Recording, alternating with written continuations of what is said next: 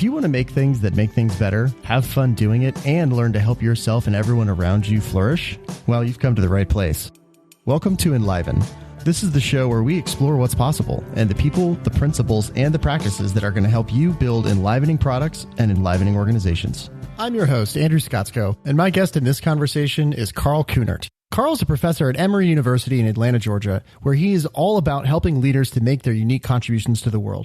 He teaches leadership, organizational change, and professional ethics at Emory, the University of Georgia, UCLA, and HEC Paris. Before that, he did his undergrad work at Penn State and earned his PhD in industrial organizational psychology at Kansas State University.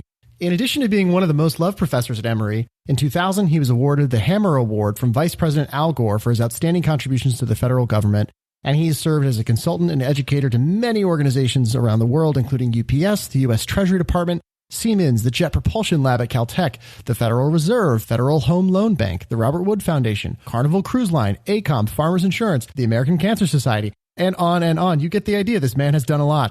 Now, this is a conversation about the genius and the strength of vulnerability, the levels of development you go through as a leader, and how each of us can show up and actually live our values in order to keep evolving and give our authentic gifts.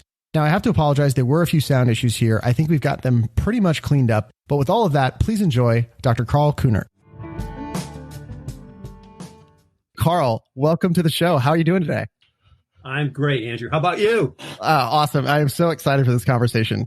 So right before we hit record, you started telling me a really good story about Pope Francis, and I would love you to just pick up there. This was in our conversation before we started here. I looked through and actually went and listened to a few of your podcasts, and the one that really caught my attention was Sam Frankuchin.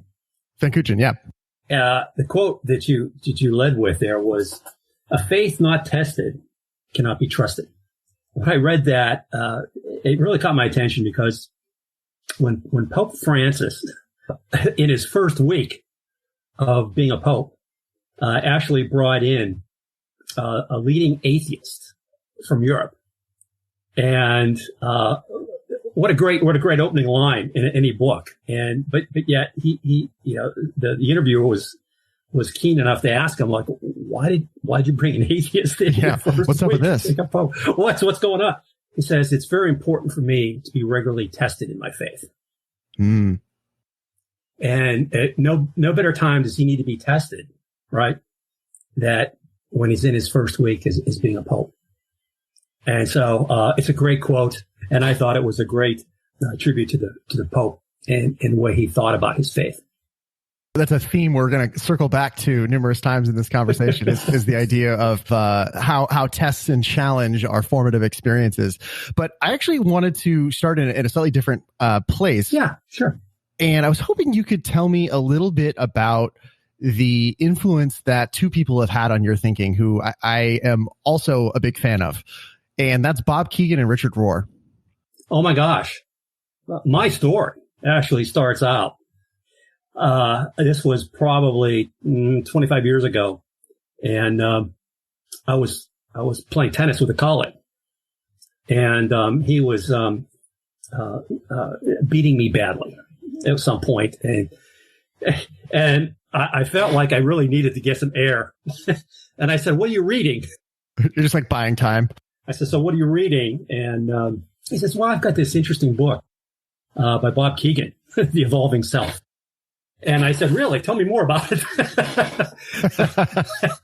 Again, buying time. Yeah, go on. Go on. Yeah, please tell me. By the time we left, he had given me a copy of his book. And at that time, I was really a brand new professor. And I was absolutely drawn into the idea that as individuals, we grow throughout adulthood. We don't stop. What's so interesting about that is that we've now got a lot of brain science, and people have really come along to this idea that we don't stop growing when we're 18 or 19, that we continue to mature throughout adulthood. Both Bob and Richard, amazing at talking about that development. By the way, they're my two favorite writers. Well, I'm a big fan of those too. So I was introduced, just for if longtime listeners of the show will recognize the title of this book, the In Everyone Culture, and the idea of a deliberately developmental organization, which Bob Kegan was one of the lead authors of, and just rocked my world. Like, that was one of the things that it just detonated my brain, and I was like, what just happened? And like, I freaked out when I read this book. It's so good for anyone who really cares about the conversation we're going to have today. So I was so delighted when I saw that Bob Kegan was foundational in your work. I was like, oh, well, yeah, that makes sense. Well, it was, it really was foundational.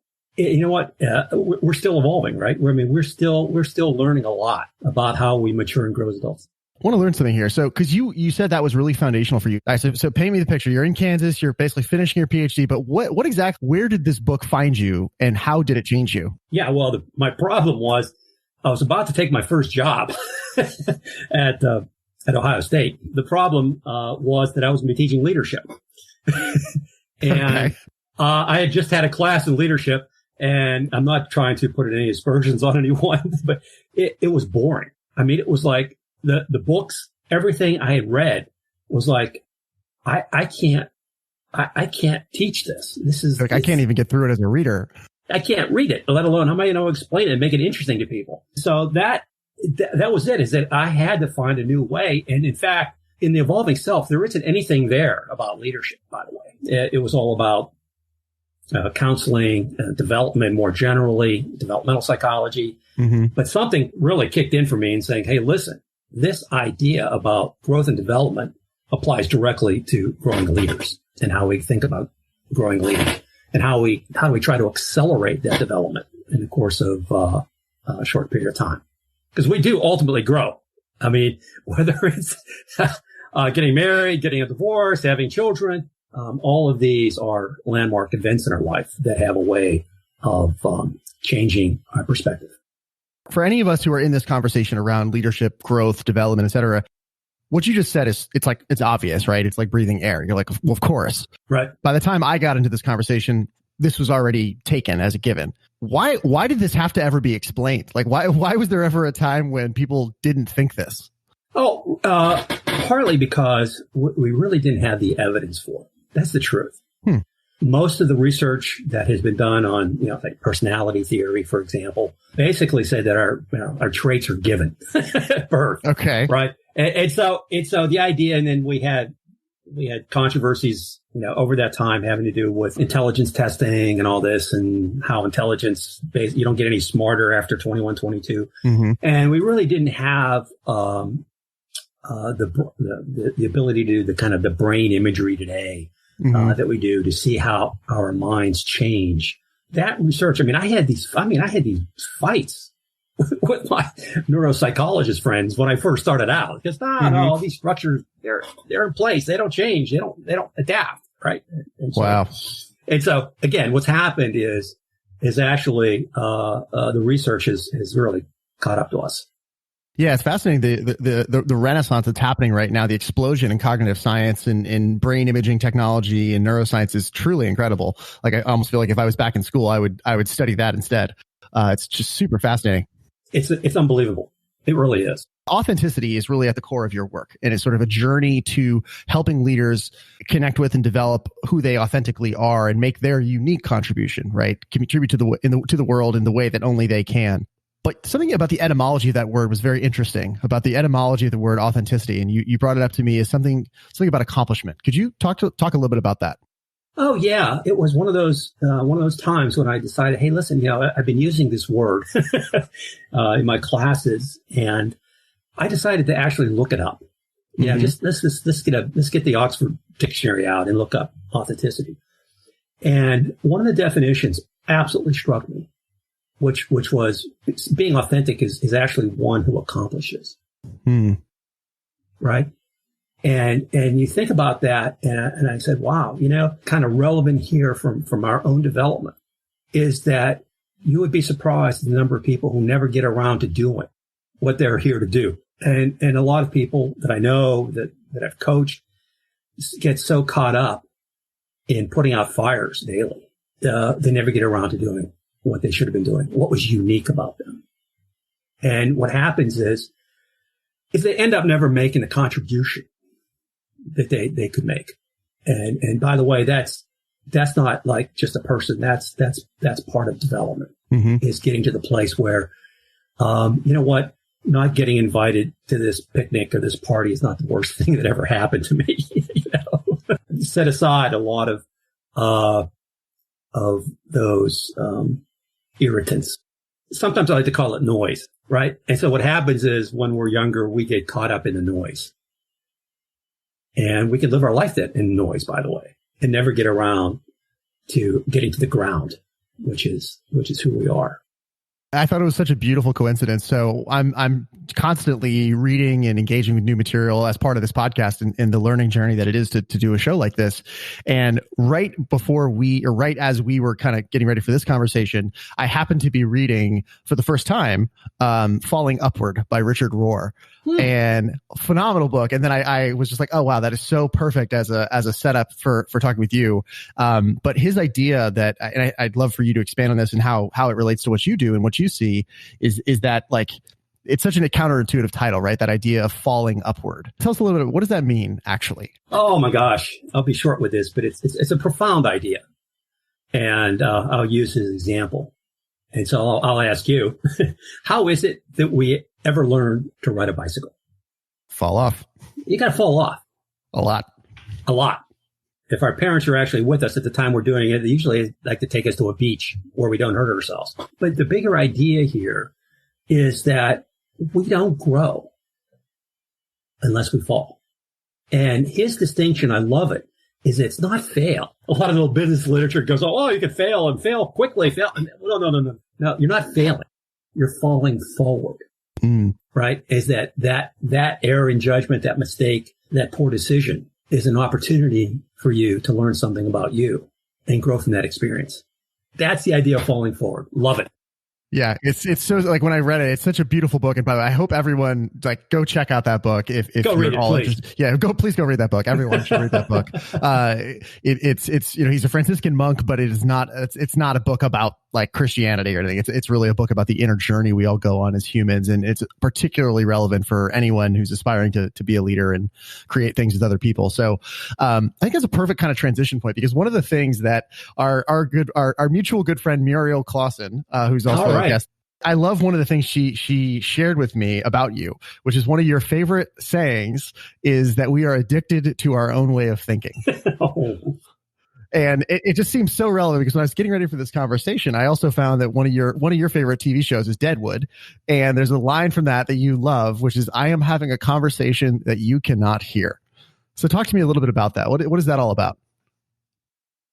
It took me a while to actually come up with this way of thinking about how much in our conversations and in our dialogue with people, how much of that time do we spend trying to be right?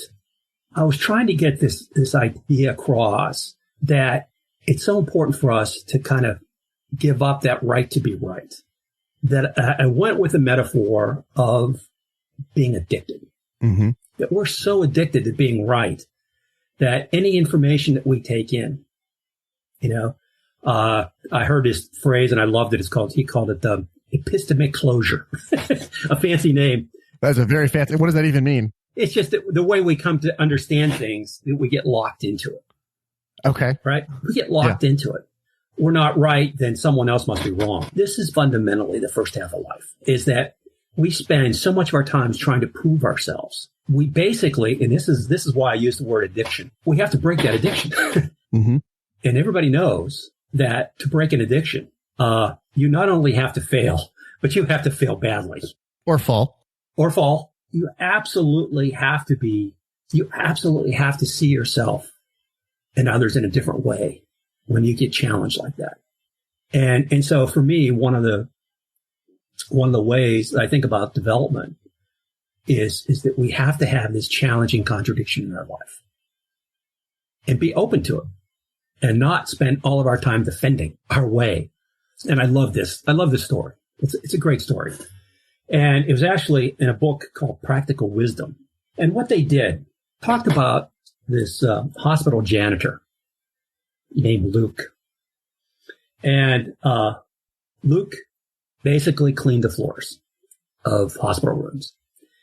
And there was this dad, whose son, was in a coma, in a bicycle accident. And over time, Luke and the dad became pretty good friends. But what happened one afternoon is that the dad had actually gone out for a cigarette. And when he came back, he had realized that Luke wasn't there, didn't show up. And that was what he was assuming, that he didn't show up. And so the dad went out looking for Luke. And sure enough, he came across Luke and snapped at him. And basically said, "Why didn't you clean the room?" So the way to think about this is, what does Luke say? Now, there are two, we'll call this being on the first mountain or the second mountain. Okay.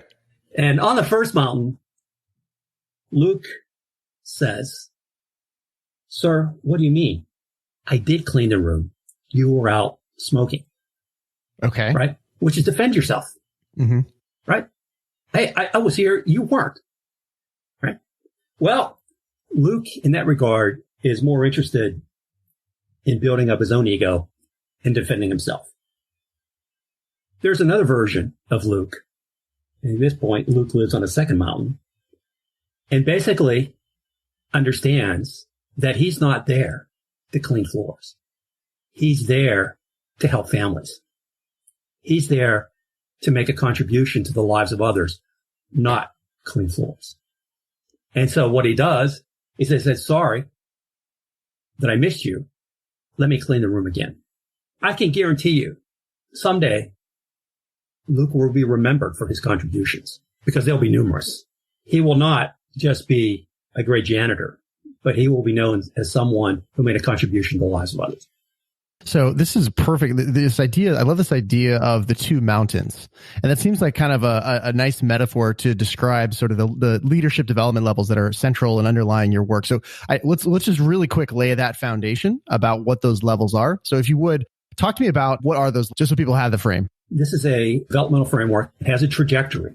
I don't tend to put names to them, to these levels, what I call levels of adult development. We don't talk about level 1. Because that's too low. That's basically a child's view of the world. But we start here with level 2. And the way I like to think about this, and the way I think that most people can understand this if they have children, this is your teenagers. It's all about them. Everything is about them. That's like living on the first mountain, is that what you're most concerned about is getting your way. What you're most concerned about is being right. It's not even really recognized, and this is what's hard to understand, but it's almost like they don't even recognize the other, right? And what happens is you realize that when it's all about you 24/7, life doesn't treat you very well. You start realizing, guess what? I'm not succeeding very well in my relationships. And what happens is that there's a lot of things around you that stop working for you, that worked really well when you were 18. But somehow at 24, or hopefully by the time you leave college, you realize there's a bigger world out there. And I mean, I actually had a student one time. He said, "I can tell you the day that I moved from level 2 to level 3. And I said, "That's a great story. I want to hear it." Yeah. And basically what it was over the course of the year, he had 3 girlfriends. They all dumped him. I give him a lot of credit for having the courage to go back and ask them why he dumped them. Yeah, good for him. And it was funny because he goes to me, "You know what, Karl? All 3 of them said the same thing. Why is it always about you?" Right? Everything's about you. So it was like they weren't having a relationship because it was all about him. So that's level 2. Level 3, again, we see many more folks here. I would say probably as many as 2/3 of the population.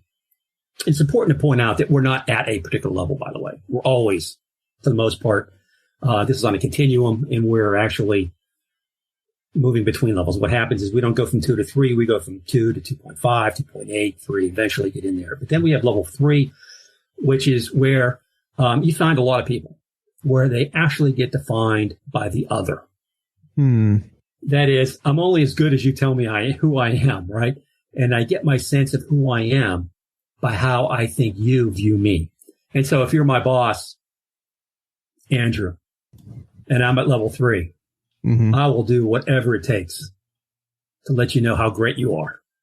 Yeah, it's all about that external validation. All external validation. And what's important, though, is when I tell you how great you are, what I really want is for you to tell me how great I am. Right? The versions of this, though, are many, because we could get our sense of ourselves. I mean, we start out getting our sense of ourselves from our parents. We tend to drop that. Then it's other people. Then it's other organizations. And what happens in the business world is that a lot of people get burned out at work. And the reason they get burned out is because they're doing everybody else's work and never doing their own work. Because they get their satisfaction from doing other people's work. And so this can carry on. By the way, some people never leave level 3. It seems like a lot of people, if I remember correctly from my research, that one of the most common places that you encounter people in, whether it's you're working with a company and leaders there, or people in, you teach in business schools, is really at that 3 to 4 transition, which is sort of that. I think you've called it the effectiveness transition, but this is sort of like in the journey, as I understand it, this is like the key moment. It is the transition. And again, as you said, most of the people I work with, and most of the programs I do, are people who are actually between 3 or 4. And what happens is there's now this realization, by the way, because what you do at level 3, by the way, if someone else is responsible for what happened to you, right? Level 3, is that what you do is you like to blame other people. Yep. Right. And this cycle, by the way, we see this all the time in our culture, by the way. We see this, who can we blame? Yep. Right. I mean, we have a legal system set up to find someone else responsible, right? And so what happens is this move from 3 to 4 is it's that move from blame to responsibility. And what happens is at level 3, and I could just, one of the things that we've learned over the past few years is that people actually catch themselves, maybe that night saying, I should have said this. Yeah. I wish I would have done this. And what that is, right, is you actually trying to get to 4, level 4, but you haven't quite got over that threshold, right, where now you can be responsible for outcomes. And for me, the hallmark of level 4 is being able to take more rather than less responsibility for things around you, including relationships. Everybody at work knows that there's some people they would rather not see and will go out of their way to avoid them. And the difference here at level 4 is that what you're doing, what you're saying is that I'm responsible for this relationship. Now, I don't have to have them over for dinner, but I'm also responsible for this organization, and ignoring this person isn't helping us become better as an organization. And so at level 4, the real difference is that you don't just have values. You can have values at level 2 and level 3, but what's different here at level 4 is you don't just have values, you are those values. Integrity is not something that you have, it's something that you are. In the interviews I do, they're inspirational when I do these interviews with executives, because they can tell me the times when they were in those kind of situations where they had to make this decision. Yeah.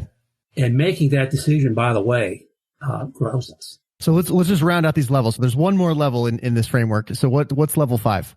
Level 5 is actually owning your values, being those values, but actually open to change. You're open to hearing things that would maybe make your value, to coordinate your values with someone else's values. And so I actually like to think about this in terms of our greatest leaders. So if you think about it through this lens, right, of developmental lens, when Abraham Lincoln said, a house divided cannot stand. You see the hole in this, the hole here is the house, right? That was his metaphor. And level 5 leaders tend to see the hole in the situation they're in. They're not just willing to take their side, but they're able to actually see the other side. Yeah, I think I've heard you describe it as a shift from thinking about us to thinking about all of us. I had a general who said that to me. It stuck with me. Many of my interviews stick with me, by the way. I've been very fortunate to be able to do these, what I call leader level interviews over the years. And this particular general, I mean, he had told me that under his command, there was over 60 of his soldiers that died. It was an amazing story because, I have to take these risks, some people, and I want to take it with him. You got to be careful about these interviews. And so I said, how do you deal with this? I would have a hard time dealing with it. And he says, well, the most important thing for me to remember is that it's not what happens to you. It's what happens in you. That phrase has been around, I don't know, probably for about 100 years, and different people have said it in different ways. But the way he said it to me in that context was so important because oftentimes, and when I think about leaders, right, here's where leadership comes in, because we have stuff happens to us all the time, right? And some of it's good, some of it's bad, some of it's really bad. But the real test of leadership is not what happens in you, it's how you deal with those circumstances. I tend to believe that we need more level 5 leaders if we're really going to make a difference. So it sounds like you sort of have taken a lot of, 50 years of research around human developmental psychology, basically, and it sort of looked at it across these levels. Sort of level 1 is where a baby is. Level 2 is where, basically it's all about me. It's kind of like what a typical middle schooler is looking at the world. Everything's very win-lose, and then by level 3, it's like, okay, by level 3, it's now I'm very externally defined. I'm chasing external validation. I'm sourcing myself. I'm trying to source myself externally. And then the big shift is the 3 to 4 shift, because most people that you come across are probably in level 3. But at level 4, suddenly it's this shift to kind of starting to take ownership and responsibility, not just for the circumstances, but for your role in creating them, even when it's not something you did, right? Like, okay, it's sort of owning your part in this situation.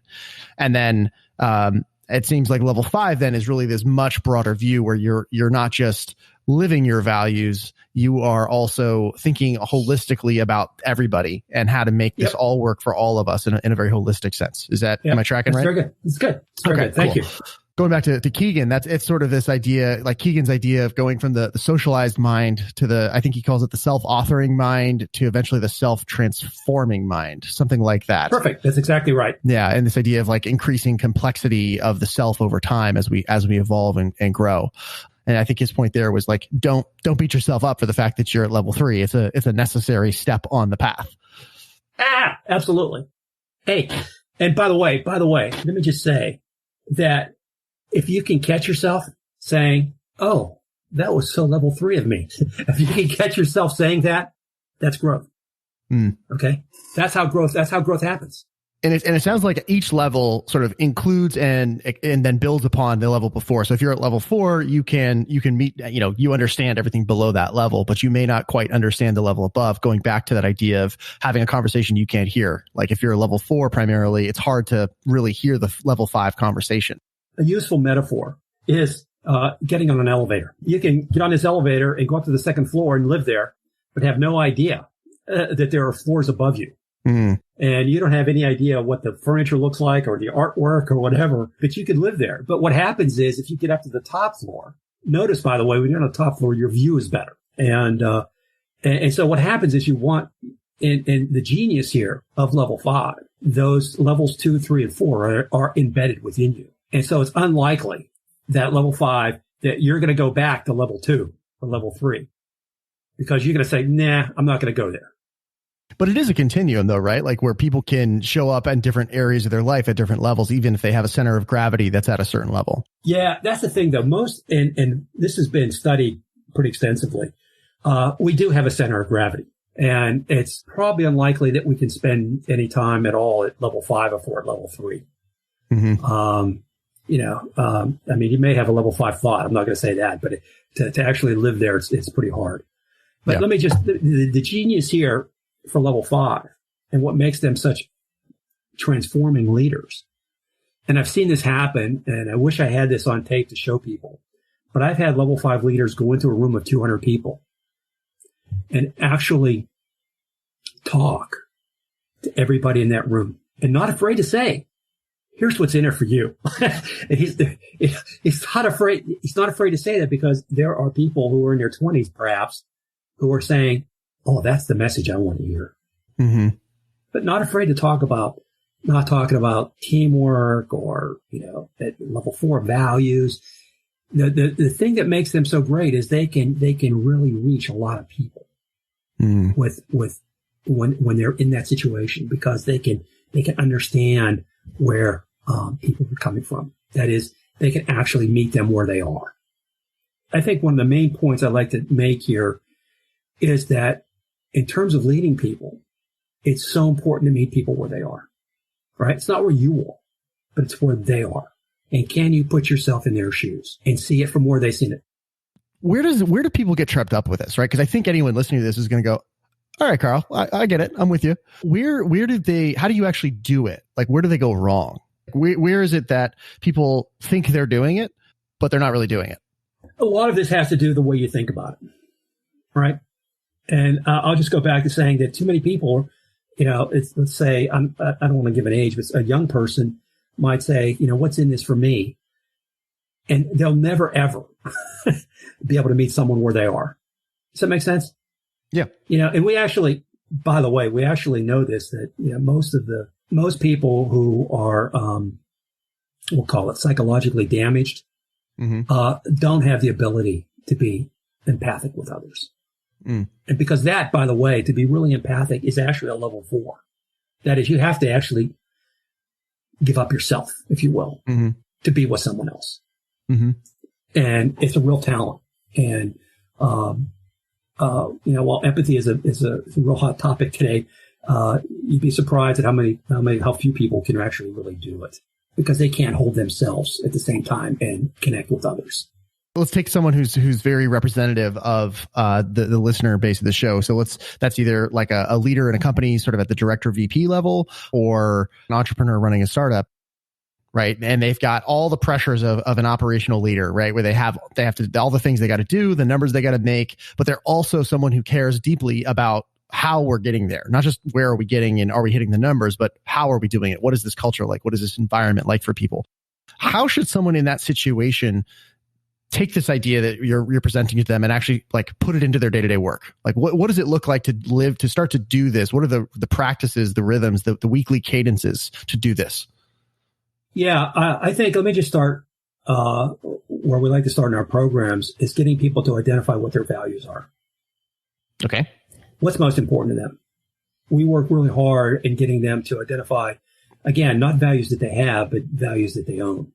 And the most important thing they can do, by the way, is convey those values. It's not enough to actually own those values. You have to be able to talk about them. Show them how they work in practice. It's really a fascinating part, because this is one of those areas that when you start articulating your values, you will find times when you won't be able to live up to those. Or there will be another value that will compete with that value. But the most important thing is that you're able to then, if you made a mistake, to apologize and to say, this is how I made this mistake. This is why I made this mistake. These were the competing values. And I went the wrong direction here. I did the wrong thing. And here's the thing.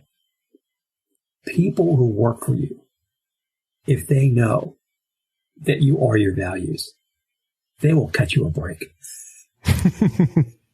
You know what? Oh, he meant to do the right thing. It didn't work out well.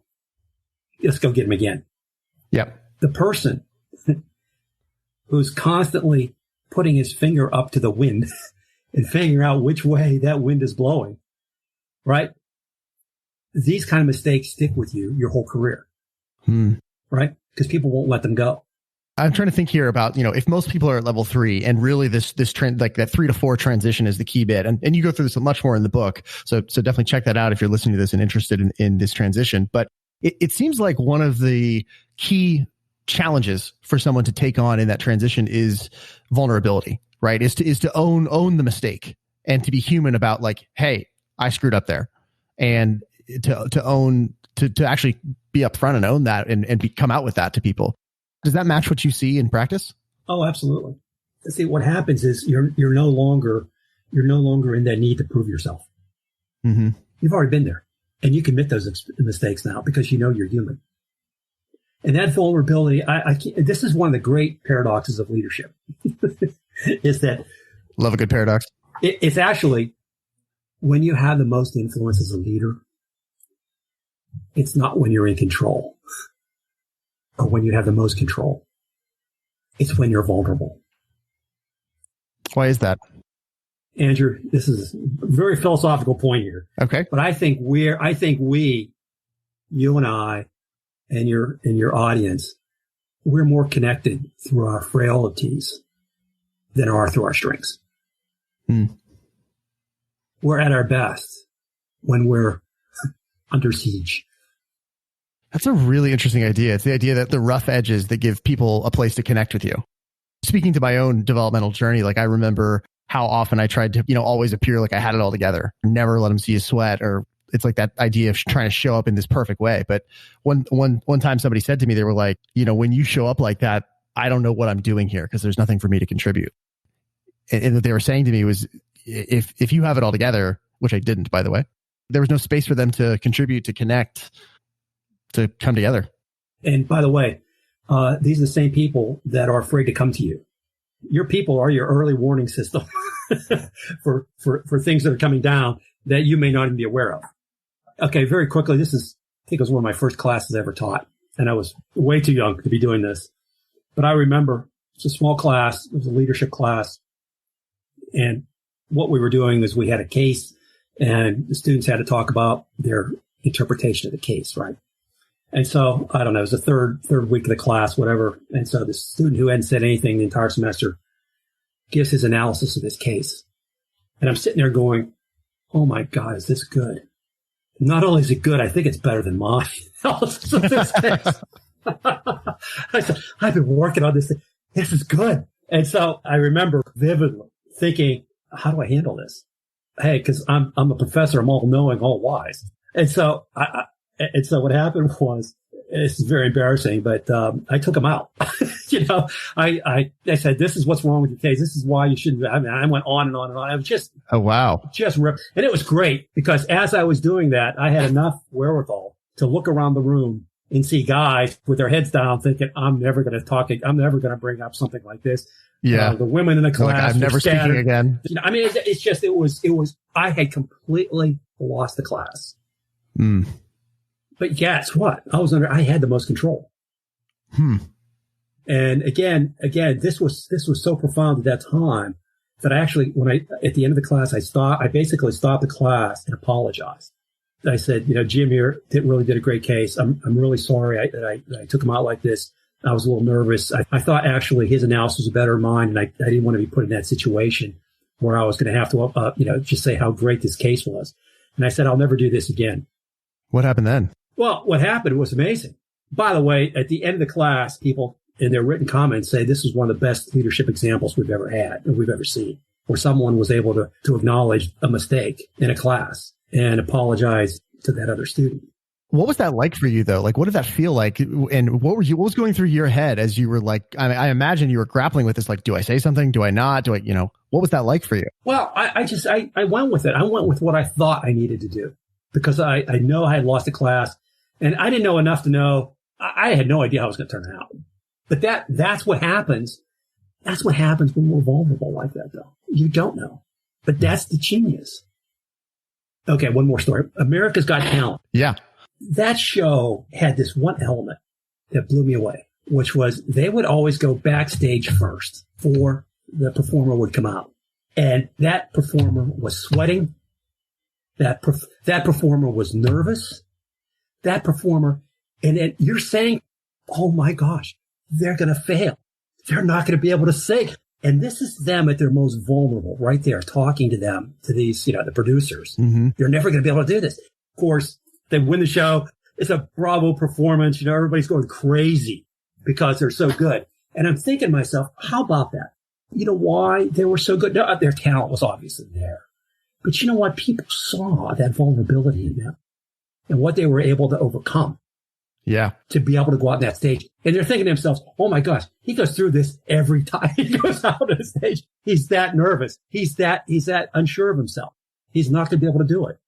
And what we end up doing is we end up, in some ways, in our own ways, celebrating that. We give our votes to him. When we have kids, the same thing. We can't believe our kids are so nervous before they go out and do a play that they'll never be able to do it. And of course they do it great. And what do? We applaud that. Now, what do we do for ourselves? Do we willing to be vulnerable? No. See, the very thing that we see in others that we appreciate, we laud them, that when it comes to ourselves, we're not willing to be vulnerable. Yeah. It's a strange phenomenon. Yeah. But I've never met a leader who was remembered, who was not also vulnerable with his or her people. Wow. That is the heart of it right there. Going back to your point about vulnerability, it's like all the juice is when you show up not knowing what the outcome's going to be, and you fully show up anyway. That's it. Right? And you're like open and you're fully there. Those are the moments I remember. Right. Right? Those are the moments that punctuate the equilibrium and say, oh, this just got interesting. What people don't understand is that is your strength, is going out and doing it. Yeah, that's like the strength and vulnerability. That's the strength. There's no weakness. Everybody, that's the problem. You know, in the business world, vulnerability implies weakness. Yeah. Oh, No. You know, you have someone who's level 4, level 5 being vulnerable. That's coming from a spot of strength, not weakness. Yeah. It takes enormous strength to show up that way. Absolutely. And to go into a situation where we don't know the outcome, and in finding our legs and being able to do what we need to do. And what happens is that these are the kind of risks that grow us, that make us stronger. You know, it reminds me of a story told by a man I was very lucky to have the opportunity to study with briefly. My last semester of college, I was really, really lucky to get to take a class with Warren Bennis, who is, you know, one of the titans of leadership thinking ever, basically. And I just remember this class, right? And he, at the time, he was pretty old. This was like 2 years before he passed. I remember he would come into class, and it was just like going to class with Yoda, because he would do this thing where someone would ask him a question. And even if it seemed like to everyone in the class, you know, we're all a bunch of juniors and seniors in college, and we're all kind of a little bit high on our own supply. Someone would ask a question to Dr. Bennis. You could tell like a third of the class thought that was a good question. A third of the class was kind of on the fence, and a third thought that was the dumbest thing ever. How did you just waste this prolific human's time? But no matter what the question was, he would do this thing where he would just like close his eyes, and he would just go, and he would kind of like rock back and forth a little bit. And you just see like the wheels turning, and everyone would suddenly be on the edge of their seat. Like, what is going on in his head? What is he about to say? And no matter what, he would always give it that respect to the question. But it reminds me of a story he told us, I think it might have been the first time we ever met him. And it was about his own experience. And the high level here relating to where this is going is he talks about, one of his big ideas is the idea of crucible moments. And these are the ideas like a crucible. I think it might have been, I heard you talk about this, where a crucible is something designed to hold metal while it's purified, like molten metal while it's purified. And it's like, if you apply that to a person, that's what these moments are. They're holding you in contradiction while your stuff is being purified. Actually, that's a Richard Rohr thing from that book, again, Falling Upward. Anyway, so he told us a story about one of his first crucible moments. He was sent to Europe, I believe, in World War II as an officer. And he was like really young. I mean, he was like 21 or 22 or something like that. And he just shows up. He's this fresh officer, you know, super green, drops into a theater, and he takes over a unit who's been in theater for a while. So these guys are all, you know, they've been through it together. They're all tight. And he told this story about the and this is where he talked about the vulnerability of showing up and admitting where he didn't know. So he thinks he's got to walk in here and like have it all together, right? He's like, This is a unit. I'm taking over. We're in the middle of a war zone, and like they need, you know, I got to show up and pretend like I got it all together. And he tells this story where he's sleeping his first night there, and they're in some like drafty old farmhouse in, you know, France or something.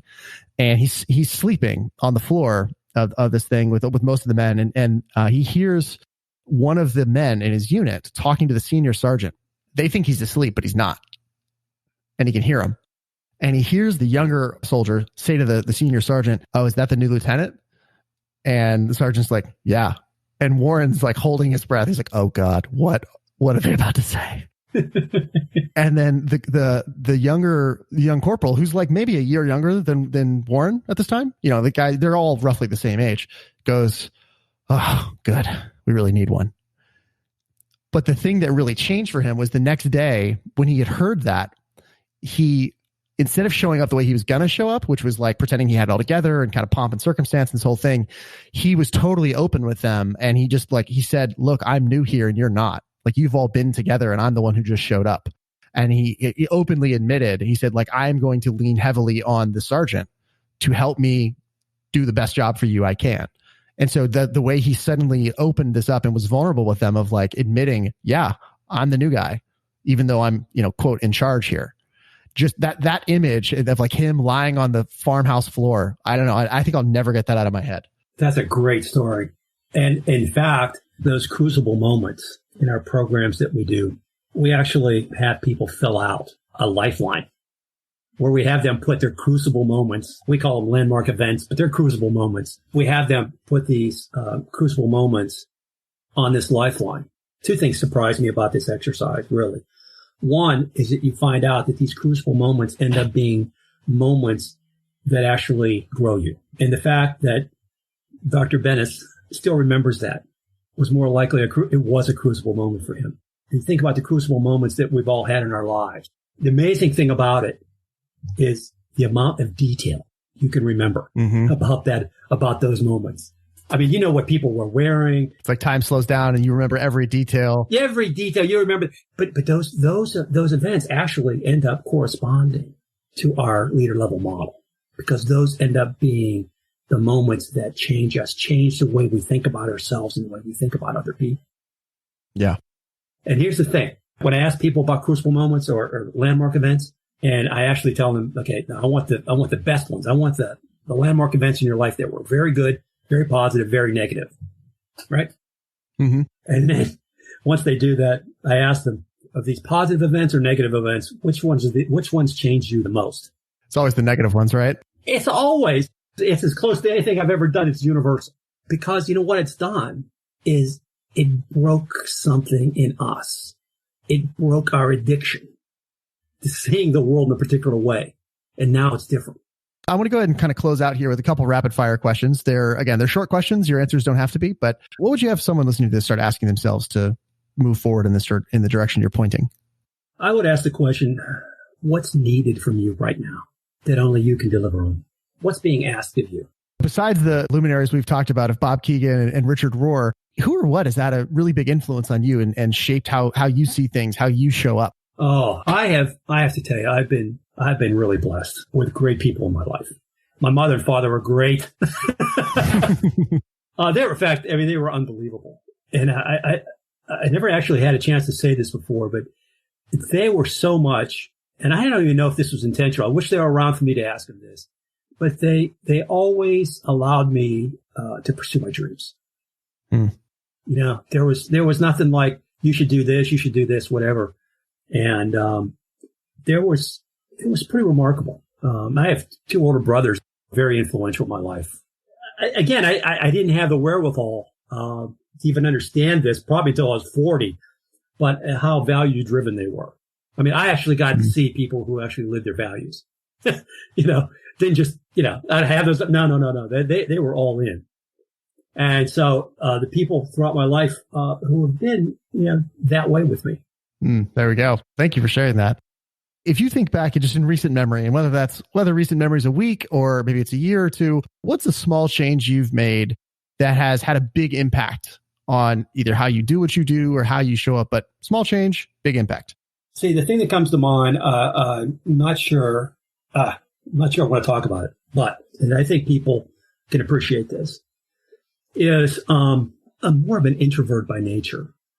And so, if I have a day full of meetings, I pretty much like to just chill out. And I got into this bad habit of coming home and chilling out and really not spending as much time talking to my wife as I should have about her day, right? Because, of course, my day was terrible and I got that. And so I said, okay, Karl, here's what you're going to do. I mean, literally, this is one of those developmental things that I do with a friend, right?